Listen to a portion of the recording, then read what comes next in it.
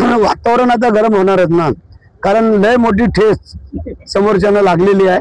आता त्याला किती मोठी पट्टी लागेल मला नाही माहिती, पण जी काय ठेस देणारे नगरसेवक नगराध्यक्ष होते त्यांना संरक्षित करून त्यांच्या जागेवर बसवणं हे आमचं कर्तव्य होतं.